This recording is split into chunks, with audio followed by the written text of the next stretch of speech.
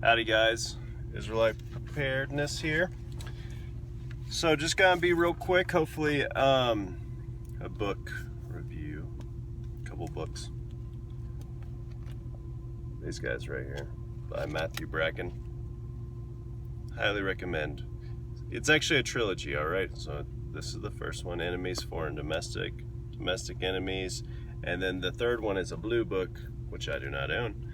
And it's called, so this one's Domestic Enemies and the next one is Foreign Enemies. So boom, boom, and then the blue one. So I've read all this and I just started on the second one.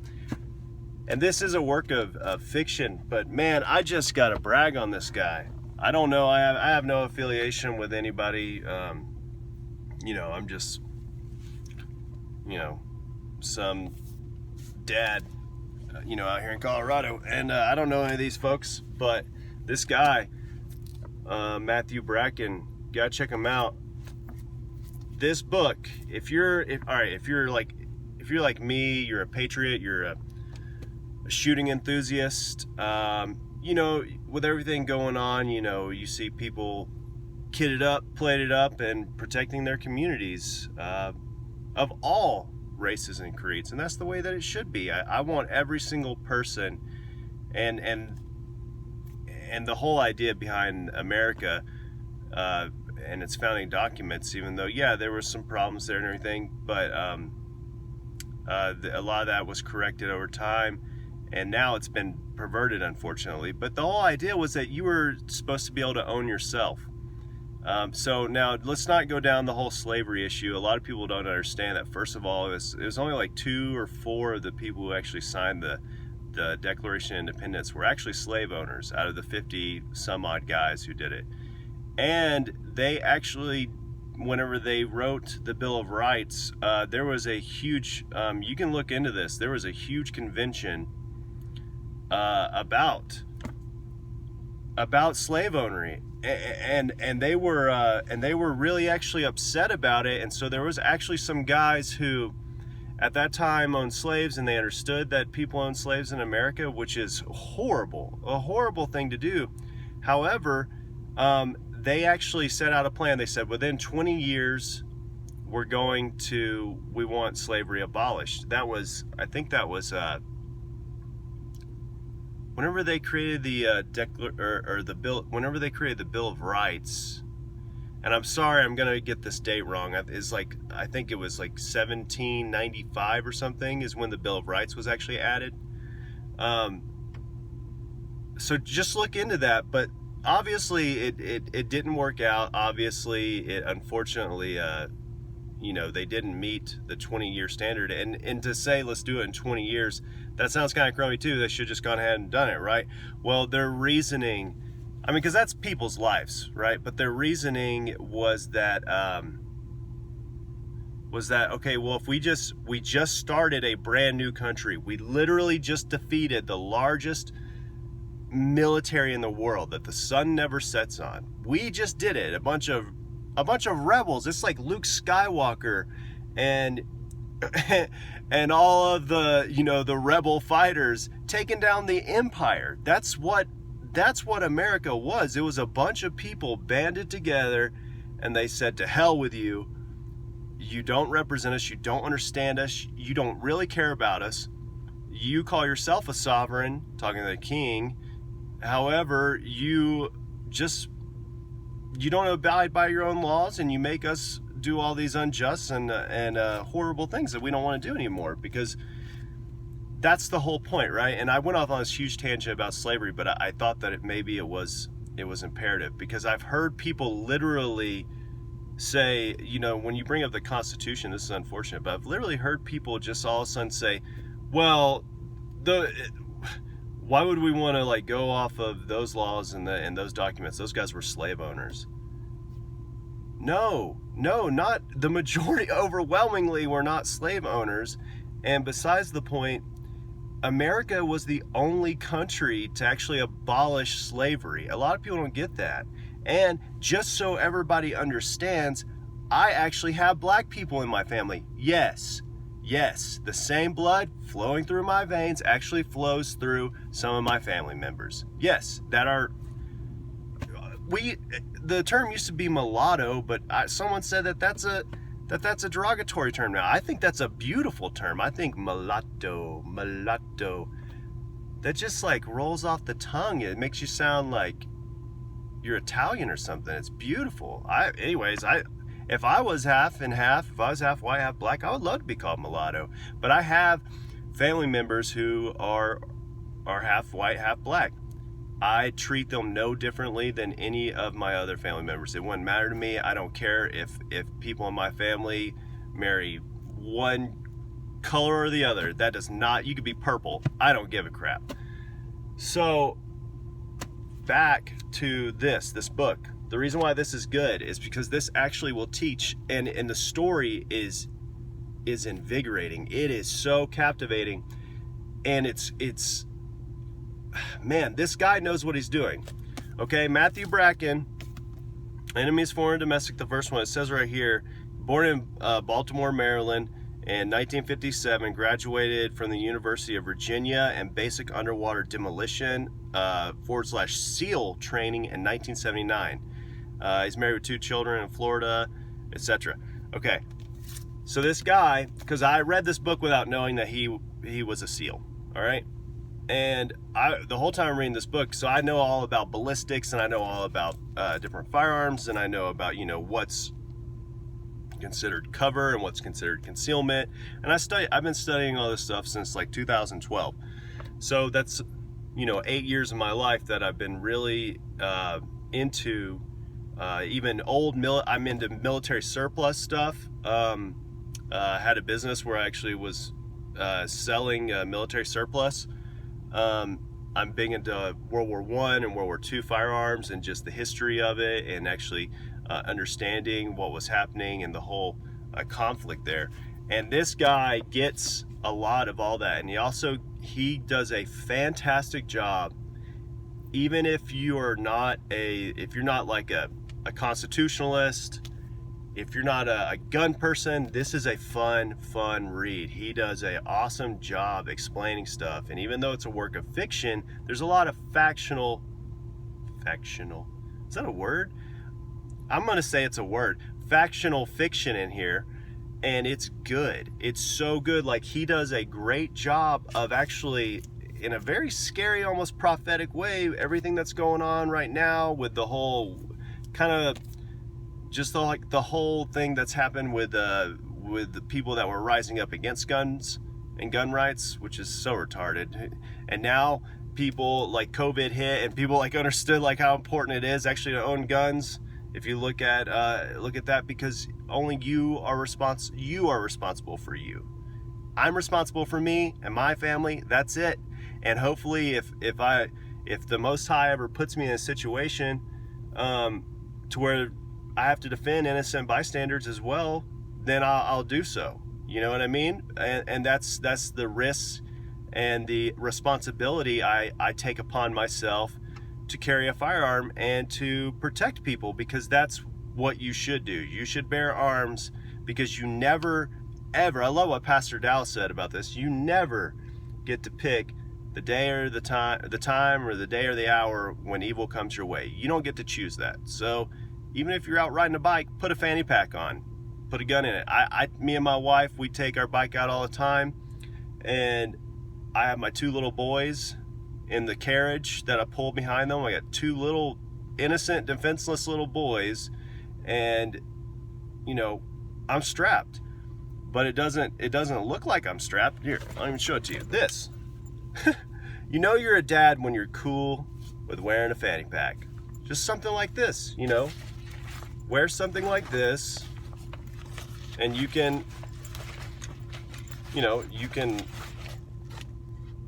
have something on you.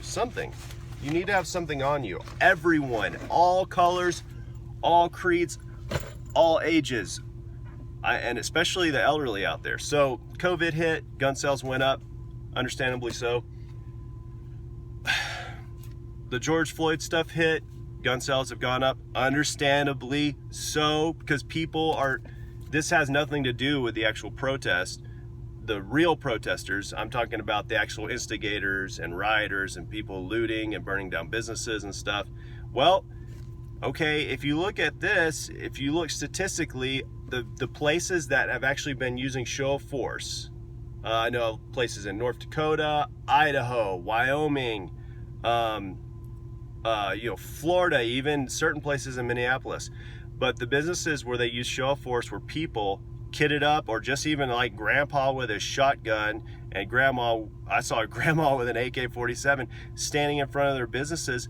Those businesses, even though protesters came through and then rioters tried to actually come through after the protests, those businesses are actually still around. They're still there. And that's for a reason. People who, if you can protect what you have, then you get to keep what you have. There's some old saying, I'm going to butcher this, but it's like, if you can't protect what you have, then it's not yours, okay? Like, that's a prepper mindset, and it's true, because you could have a warehouse full of food and medicine and vehicles, and if you have no way of protecting it, if people found out about that target, that's a soft target, and they can come take it out. If it was the apocalypse, if it was the end of the world,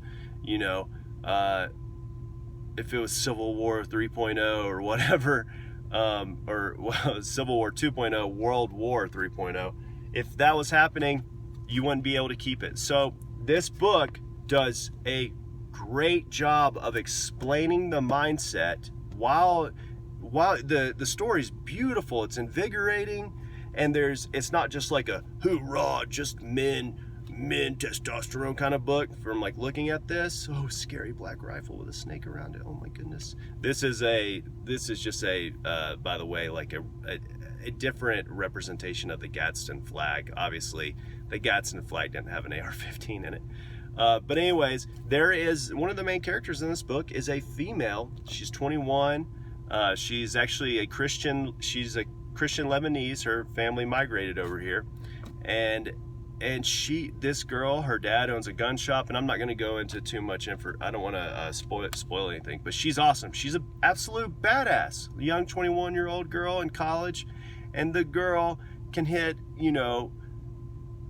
could hit a pack of cigarettes, at 100 yards off a fence post. I mean, the girl can shoot, right? And it's just really cool because she grew up with good family values, Christian values. She grew up with a good father figure, and she's been shooting her whole life, and it's something that saves her life. The capability, the ability of her to actually protect herself saves her life. Being able to protect yourself is something that it's so weird that I even have to explain this to people now. But like for thousands of years, it was just like a no-brainer. Like, duh, of course you should try or learn the best of your abilities to protect yourself. All ancient civilizations had walls around their cities, actually, except for one, which was Sparta. All major civilizations. And the reason why this is so cool, the reason why Sparta did not have a wall around its city, the king was asked, or whoever ruled Sparta at the time, they asked, like, why doesn't your city have walls? And he said, our men are our walls. And if you do any research on the Spartans and their training, from 7 years old, when they hit 7 years old, they trained in the military, and they went into active duty until the time, I think they were in their 40s, and then they were the reserve national, like the National Guard, for Sparta, they were the Army Reserve and the Marine Reserve up until I think it was like age 63 or something. So those dudes were freaking fit, man, and those guys could fight. And if you know anything about 300 and Leonidas versus Xerxes, which is actually in the Bible, well, the 300 isn't, but King Xerxes is. He's the same king in the book of Esther and Nehemiah. Artaxerxes. He's called something else. That's gonna drive me crazy. He's called something else. His name is different, I think, in the Bible. But all it is a transliteration of his name. But that's the same guy. That's the same guy. He's the king of Persia. Persia, maybe? Yeah. I think he was the king of Persia at that time. Okay, wow, I know I go off on crazy tangents and this video's been running for 15 minutes, but I'm telling you guys, get this book. It's awesome. It does a really good job. Unfortunately, there's like it starts out at the very beginning, there's a horrible false flag event. And so they start ramming all this unconstitutional legislation through and executive orders and confiscation of all semi-automatics and all kinds of different stuff, right? Well, it turns out, I don't want to give anything away, but it's really good, and it shows you actually what could happen. When Matthew Bracken, I think he wrote this one in 2003, and I think this is 2006 maybe, and now again the third one I don't have yet, but he does a great job of showing you from both sides. He does a really good job of showing you how man, what's that word? Oh, media. Yeah, how the media is totally for the most part one-sided, or even if it's one-sided or the other-sided, it's controlled. It's controlled to put certain things in our heads. That's the reason why your television is a tell-a-vision, and that's the reason why you flip through the channels, okay, you understand what I'm saying? And that's the reason why you watch your programming, your daily programming. And there's patents on this and everything. Just look into it. You can see that the actual flicker rate and the frequencies used for televisions, I'm gonna have to do a video on that, by the way, because that is fascinating. But the flicker rate that's used for televisions actually creates a form of programming, a form of hypnotic mind control. It actually, they've done studies on it. It changes your brain waves, and next thing you know, if you see a kid who's watching something and they're really into it, all of a sudden within a few minutes their jaw goes slack and they might drool a little bit and kind of like a zombie. Okay, well, that's why it's called programming. It's programming your mind, and he gets down to that stuff. Matthew Bracken, he really does a good job of showing you what's going on both sides, and he also goes into the fact that not only have there been in the past, but there could be in the future, like black ops, or what's the word I'm looking for? Off the books, all right? Like black budget, off the books branches of government. Like in this one, there's one within the ATF. There's this whole like different branch of people who instigate and who actually cause a lot of problems. And that's happened in the past in America via the CIA, via the FBI, via the ATF, via the DEA. I mean, you've seen, if you know anything about Ruby Ridge, if you know anything about the Branch Davidians in Waco, Texas, this stuff has happened in the past, and it could happen again in the future, and it could be happening right now, and it very well might be, okay? And what it is, it's called psychological operations, or at least that's part of it, and just war game tactics. And it's a dirty war is what it essentially is. But this book is awesome. This book, I'm telling you, if you don't know anything about guns, it will actually educate you and enlighten you. It will actually let you know what a gun is capable of and is not capable of, so you don't just think that they're these horrible, scary things. So I'm serious. If you got some family members who are either on the fence about firearm ownership, or they're scared right now, or they're trying to understand, this is the book to get right now. Seriously, these books will educate them and help them understand what they're seeing all around them. It does a fantastic job of doing that. I just can't say enough good things. So anyways, pending getting done with the second book, and then once I get the third one, maybe I'll do a full review of the trilogy. But it's pretty badass that there's like a super patriot set of books that that are all about the Constitution and all about what it really stands for and really means. It's not just about guns. What it's all about is it's about you owning yourself, you being responsible for you. That's the difference between someone who's a true individualist. Is they believe that they're responsible for their own lives. And that's the way that I was taught when I was growing up. I thought that that's how everyone was taught. The other side of the coin is there's people out there who think that government is responsible for taking care of them, or government, it's their fault if they do something wrong, or if they mess up, whatever. That's silly. Blame shifting is ridiculous. I've never understood it. My dad used to always say, basically like excuses are like, are like assholes. You know what I mean? It's like excuses are like having a second asshole. Like nobody needs that. Nobody needs it. Okay. And I heard Rex Tibor say recently, his instructor used to tell him, what's the range on an excuse? What's the capable range of an excuse? And they'd be like, what? And he'd be like, 0 effing yards. Okay? So with that, shalom.